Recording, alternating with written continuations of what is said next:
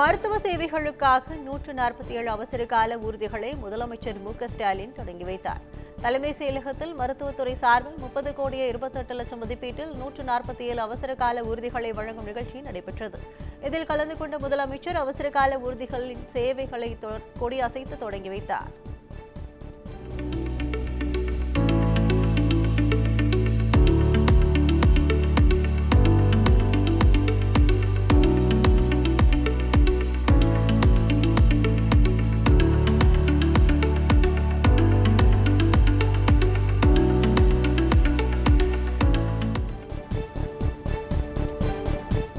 தொடர்ந்து உணவு பாதுகாப்பு துறையில் இளநிலை பகுப்பாய்வாளர்கள் பணியிடத்திற்கு தேர்வாக 31 பேருக்கு பணி நியமன ஆணைகளை வழங்கினார்.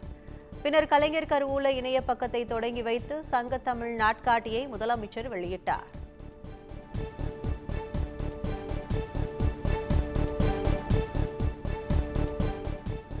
விடுதலை புலிகள் இயக்கத்தை சேர்ந்தவர்களுக்கு சட்டவிரோதமாக அடைக்கலம் கொடுத்த புகாரில் வைகோவின் முன்னாள் உதவியாளரிடம் கியூ பிரிவு போலீசார் விசாரணை மேற்கொண்டு வருகின்றனர்.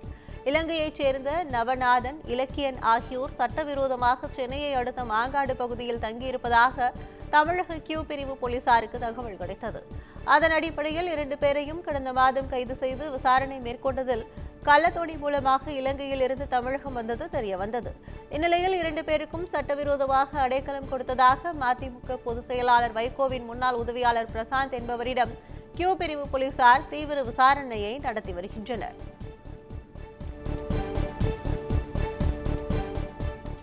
ஆம்ஸ்ட்ராங் கொலை வழக்கில் கைது செய்யப்பட்டுள்ள நாகேந்திரனுக்கு சென்னை தனியார் மருத்துவமனையில் சிகிச்சை பெற அனுமதி கோரிய வழக்கை 50,000 ரூபாய் அபராதத்துடன் தள்ளுபடி செய்து சென்னை உயர்நீதிமன்றம் உத்தரவிட்டுள்ளது. ஆம்ஸ்ட்ராங் கொலை வழக்கில் கைதான நாகேந்திரனுக்கு சென்னையில் உள்ள தனியார் மருத்துவமனையில் சிகிச்சை பெற அனுமதி கோரி அவரது மனைவி உயர்நீதிமன்றத்தில் மனு தாக்கல் செய்திருந்தார். இதுகுறித்து நடைபெற்ற விசாரணையில் ஒரே கோரிக்கையுடன் 2 நீதிமன்றங்களில் மனு தாக்கல் செய்வதை ஏற்க முடியாது என கூறிய நீதிபதிகள் 50,000 ரூபாய் அபராதம் விதித்து மனுவை தள்ளுபடி செய்து உத்தரவிட்டனர்.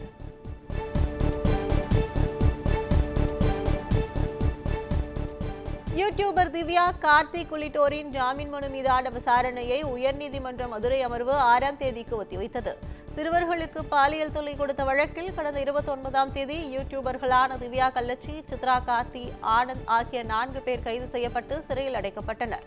இந்நிலையில் திவ்யா, கார்த்திக், ஆனந்த் ஆகியோர் ஜாமீன் கோரி தாக்கல் செய்த மனு உயர்நீதிமன்ற மதுரை அமர்வில் நீதிபதி முன்பு விசாரணைக்கு வந்தது. அப்போது ஜாமீன் மனு மீதான விசாரணையை பிப்ரவரி 6ஆம் தேதிக்கு ஒத்திவைத்து நீதிபதி உத்தரவிட்டார்.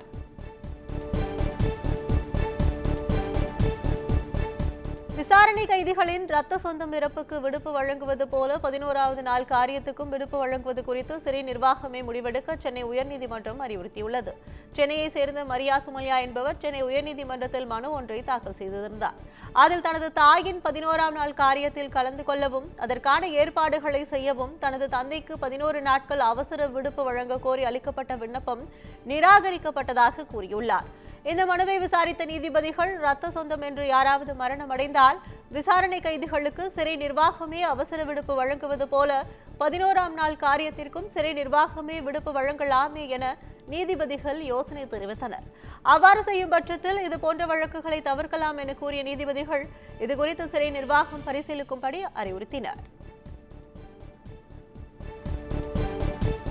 கால்நடைகளை வாகனங்களில் கொண்டு செல்லும் போது போதுமான இடைவெளியுடன் உணவு, குடிநீர் வழங்க வேண்டும் என்பன போன்ற பல்வேறு விதிமுறைகளை வகுத்து சென்னை உயர்நீதிமன்றம் உத்தரவிட்டுள்ளது.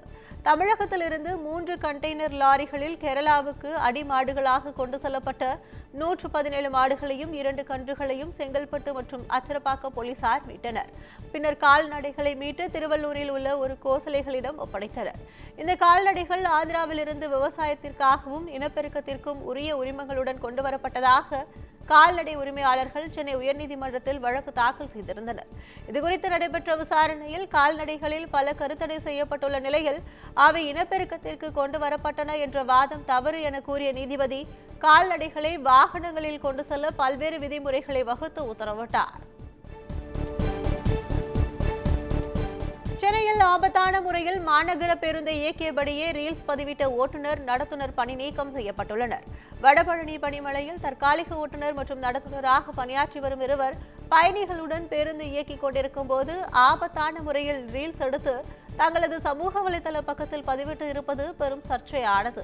விதிமுறைகளை மீறி பயணிகளுடன் ஆபத்தான முறையில் ரீல்ஸ் பதிவேற்றம் செய்த போக்குவரத்து ஊழியர்கள் மீது நடவடிக்கை எடுக்க வேண்டும் என சமூக ஆர்வலர்கள் கோரிக்கை விடுத்திருந்தனர். இந்நிலையில் ஒப்பந்த அடிப்படையில் பணியாற்றி வந்த ஓட்டுநர் மற்றும் நடத்துனரை உடனடியாக பணி நீக்கம் செய்ய மாநகர போக்குவரத்து கழகம் உத்தரவிட்டுள்ளது.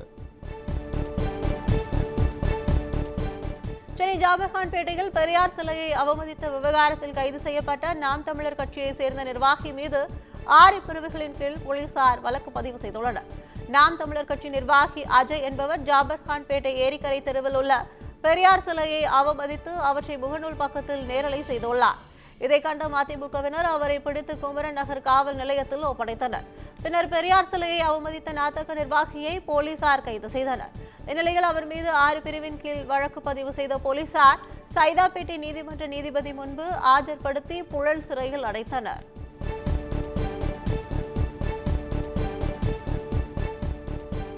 ராணிப்பேட்டை மாவட்டம் சிப்காட் காவல் நிலையத்தின் மீது பெட்ரோல் குண்டு வீசிய சம்பவத்தில் ஈடுபட்டவர் மீது துப்பாக்கி சூடு நடந்த இடத்தில் மாவட்ட காவல் கண்காணிப்பாளர் விவேகானந்தா சுக்லா ஆய்வு மேற்கொண்டார்.